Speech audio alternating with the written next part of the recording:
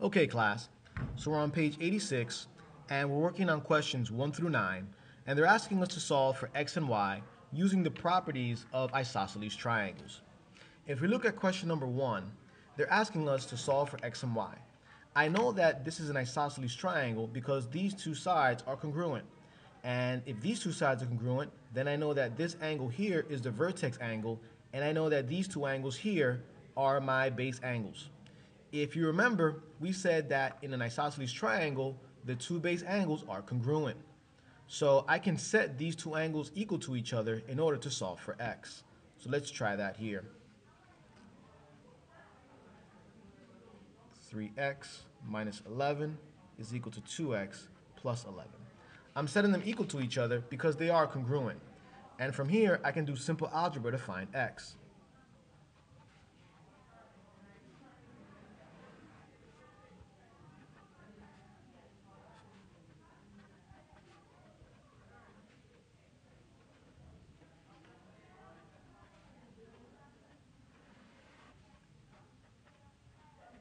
And 1x is equal to 22. So now that I know that x is equal to 22, well then I can find the measure of this angle here. I can say 3 times 22 minus 11. Well, let's take a look here. 3 times 22 is 66. And 66 minus 11 is going to give me 55. So I know that this angle here is 55 degrees. I also know that this angle here is also going to be 55 degrees. And if you look, 2 times 22 is 44 plus 11. 2 times 22 is 44 plus 11. So it comes out to be 55 either way. You don't have to calculate it because you already solved for this angle here. Well, now I'm looking for the vertex angle here. Well, remember, how many degrees are inside of a triangle? Well, there are 180 degrees. So if I add these two angles together and subtract it from 180, I'll know how many degrees I should have here. So 55 times 2 is 110. I'm going to subtract that from 180. I'm going to have 70 degrees. So this vertex angle here should be 70 degrees. So 2y is going to be equal to 70. And now I can solve for y.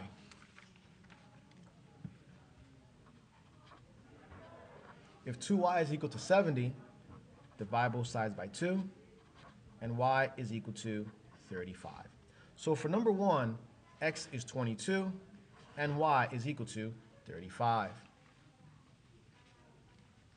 Let's take a look at number 2.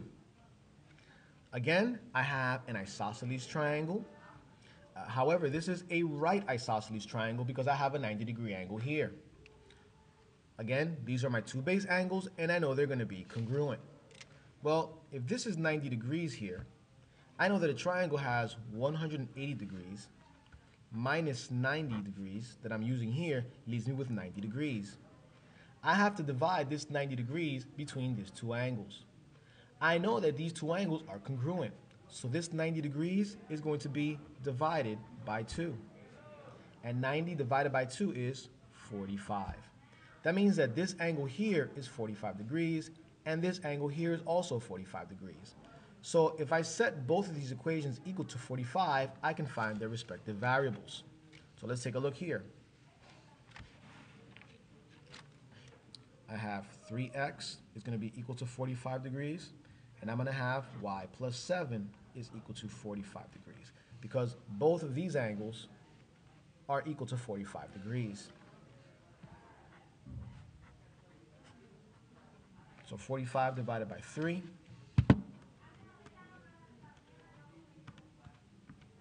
is going to give me 15. And over here,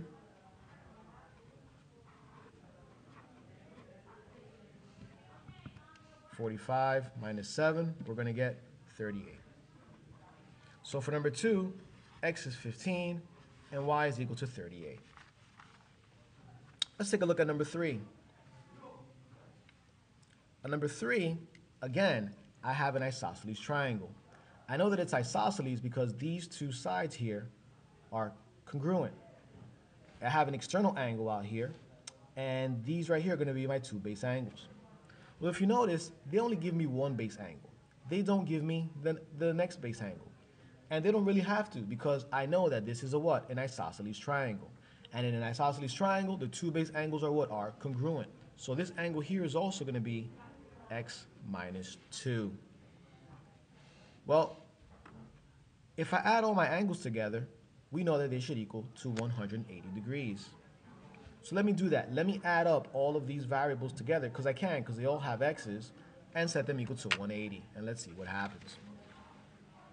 I have x minus 2 plus the other x minus 2 plus the 4x plus 10, and that's equal to 180 degrees. I have all these x's here. I'm going to combine like terms. Negative 2 and negative 2 is negative 4. And negative 4 plus 10 is positive 6. And that's equal to 180. And then from here it becomes simple algebra.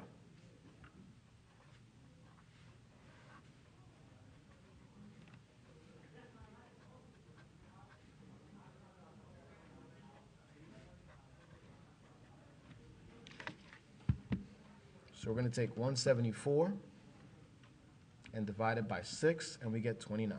So x is equal to 29 degrees. Well, now that I know that x is 29 degrees, I actually know the size of this, I actually know the size of this angle. If x is 29, that's 29 minus 2, that means that this angle here is 27 degrees. So this angle right here is 27 degrees. Well, remember that these angles here together are a linear pair. So if this angle here is 27 degrees, I can find out this angle right here. Remember, together they're 180. Well, I've used up 27 degrees. So how do I find this angle here? I take 180 minus 27. And that gives me 153. So I know that this angle out here, this external angle, is 153 degrees. But I have 3y out here. So I can say that 3y is equal to 153 degrees. Okay. Remember, these two angles are a linear pair. We found x to be 29. 29 minus 2 is 27. I found these are a linear pair. They should equal 180. So 27 minus 180 tells me that this angle out here is 153. So I can say that 3y is equal to 153. So I'm going to take 3y and set it equal to 153. So let's take that. 3y is equal to 153. Divide both sides by 3. And y is equal to 153 divided by 3 is 51. So x is 29 and y is 51. Now we're moving on to question number 4, where they're asking us to review some basic ideas on the side-side rules, angle rules, and the other rules that we learned to prove that triangles are congruent. If I look here, I know that this is an isosceles triangle because I have these two markings here. Then that means that these two base angles are congruent. And in addition to that, what else do I know? I also know, well, that this side is congruent onto itself. So let's see here. Do I have enough information to prove that these two triangles are congruent? Well, if you notice here, I have at the beginning, let me just erase this for now. Let's take off this congruency marker right now. The minute I label this as an isosceles triangle, I have a what? An angle, angle, and a side. And if you remember correctly, angle, angle, side is one of the rules that helps us prove congruency. So I can say that these two triangles are congruent via the angle, angle, side rule. Now, are there any other ways that I can prove congruency? Let's see. Let me put this mark back in here. And what I have is angle, side, side. Nope, can't use that one. That rule doesn't exist. I already have, let me see here, side, angle, angle. Got that right here, side, angle, angle. So there's really no other way to prove congruency for question number 4. This would be our only rule. Question number 5, well, let's take a look here. I hope we can see that we have two triangles overlapping each other. These angles are congruent, these angles are congruent, and this side right here is congruent onto itself. So if we look at triangle ABC, you're going to notice then that you have a side, an angle, and an angle. And if you look at triangle BDC, you're going to notice you have a side, an angle, and an angle. So you can say that these two triangles are congruent using the side, angle, angle rule. Or if you want to put it backwards, the angle, angle, side rule. Angle, angle, side. They're the same thing, just the order of the letters is different. Number 6. Well, here I have parallel lines, which would make these angles, which would make these lines here transversals.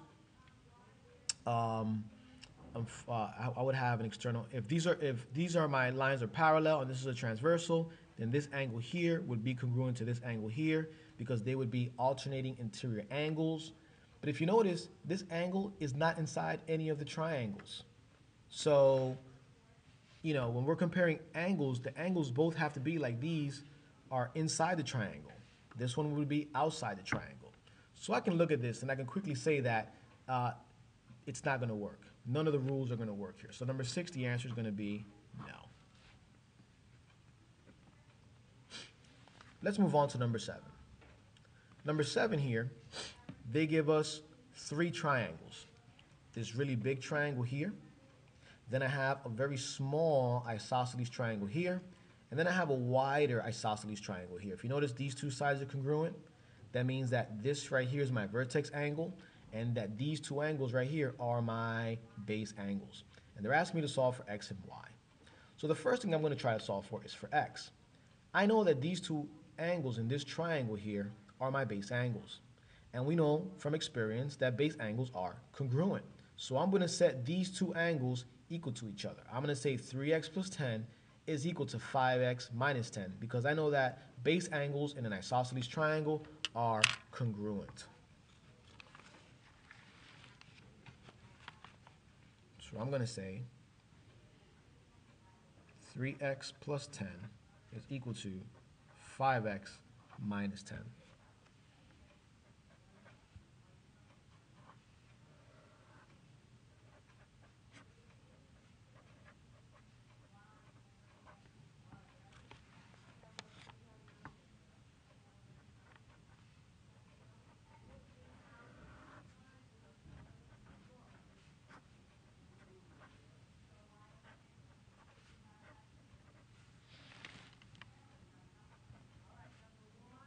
So x is equal to positive 10. Well, now that I know that x is equal to 10,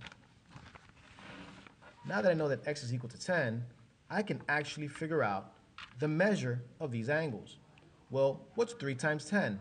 3 times 10 is 30, plus 10 is 40. So this angle right here is going to be 40 degrees.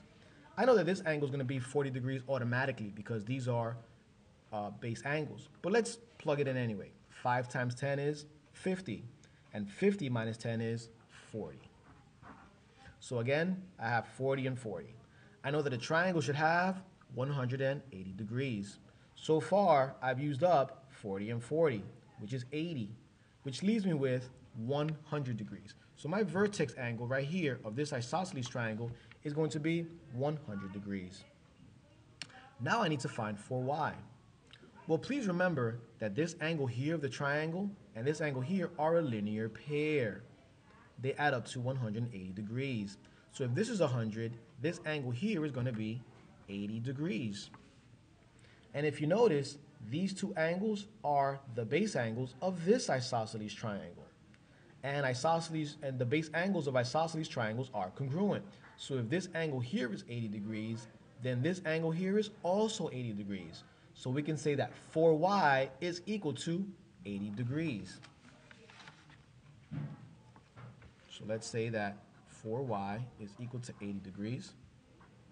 Divide both sides by 4. And y is equal to, and 80 divided by 4 is 20. So we know that for number 7, x is 10 and y is equal to 20.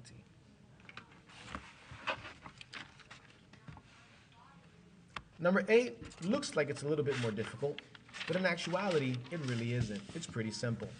If you notice, again, you have an isosceles triangle. You have a vertex angle here. They tell you that this base angle is 2x minus 11. they don't give you this base angle here, and they're asking you to find y. And y is probably the easiest thing to notice, because if you look closely, you notice that you have an upside down isosceles triangle. So let's solve that first. Let's solve for y. If this is 142 degrees inside my triangle, well, we know that a triangle should have how many degrees in there? It should have 180. So if I subtract 180 minus 142 degrees, I'm going to get 38. That means that I have 38 degrees left to use inside this isosceles triangle. I also know that these two base angles are congruent. So that 38 degrees is going to be divided equally into both of these angles. So 38 divided by 2 gives me 19, which means then that this angle y right here is going to be 19. So let me just jot that down then. Y is equal to 19.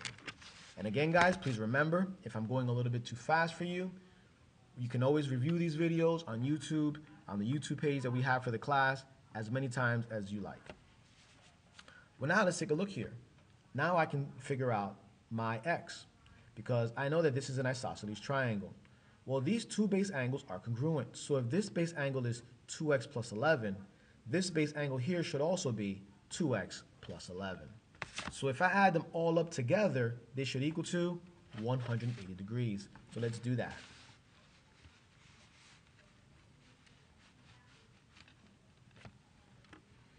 X minus 2 plus 2x plus 11 plus 2x plus 11 is equal to 180 degrees. I'm going to put all my like terms together. That's going to give me 5x. I'm going to combine positive 11 and positive 11. That's going to give me 22. Minus 2 is going to give me a positive 20. And that's going to be equal to 180. And after here, it just becomes a simple algebraic question.